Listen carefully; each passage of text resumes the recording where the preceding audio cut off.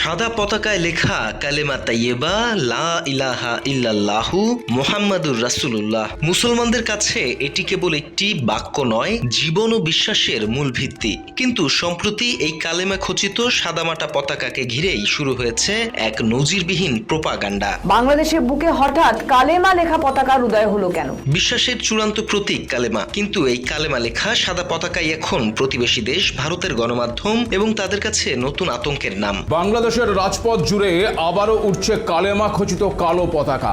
বিশ্বকাপ ফুটবল উন্মাদনার মাঝে দেশের বিভিন্ন স্থানে ভিনদেশি পতাকার পাশাপাশি কালেমা খচিত পতাকা উত্তোলনে সম্প্রতি ঢাকা, চট্টগ্রাম, কক্সবাজার, নারায়ণগঞ্জ ও ফরিদপুর সহ দেশের বিভিন্ন স্থানে ওড়ানো কালেমা খচিত পতাকাকে কেন্দ্র করে তারা শুরু করেছে জঘন্য এক মনস্তাত্ত্বিক খেলা। তাদের সংবাদ মাধ্যমগুলোতে ফলাও করে প্রচার করা হচ্ছে এই পতাকা ওড়ানো মানেই বাংলাদেশে আইএসআই এর মতো উগ্রবাদের নতুন করে উত্থান।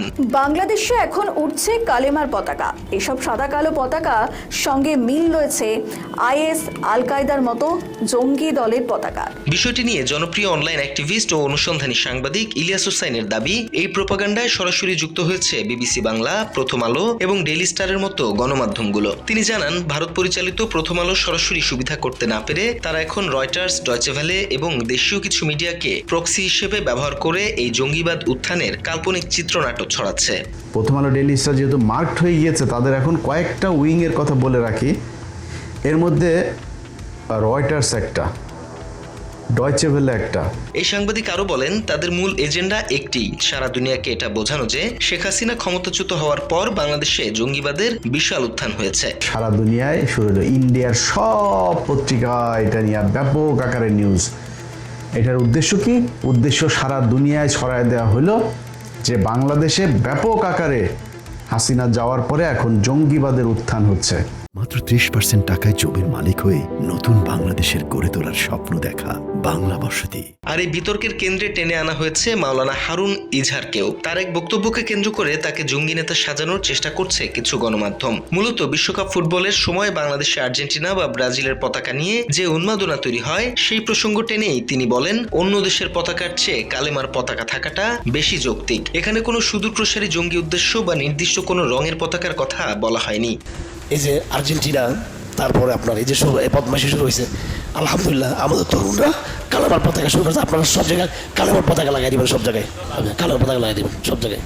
এখন যদি জঙ্গিবাদ হয়ে থাকে তাহলে আর্জেন্টিনা আর ব্রাজিল এই সব পতাকা নামাইতে হবে। এগুলো যেখানে এগুলো থাকবে, আমাদের কালামার পতাকা থাকবে আমাদের। এই নিছক সাধারণ একটি মন্তব্যকে পুঁজি করে তাকেই এখন জঙ্গি নেতা বানানোর অপচেষ্টা চলছে বলে অভিযোগ উঠেছে। অনেকেই বলছে এর উদ্দেশ্য অত্যন্ত স্পষ্ট, বহির্বিশ্ব এবং বিশেষ করে ভারতীয় মিডিয়ার কাছে সুকৌশলে এই বার্তা পৌঁছে দেয়া যে বাংলাদেশে পট পরিবর্তনের পর এখন কেবলই জঙ্গিবাদের আখড়া তৈরি হচ্ছে।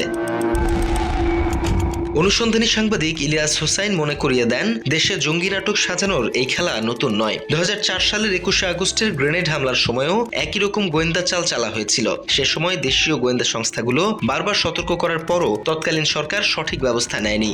এই যে 21শে আগস্টে এনএসআই বলল, ডিজিএফআই বলল, সিআইডি বলল, পুলিশ বলল, সবাই বলল যে শেখ হাসিনাকে গ্রেপ্তার করেন, খালেদা জিয়া করেন না, আমি এই নোংরামিতে যেতে চাই না।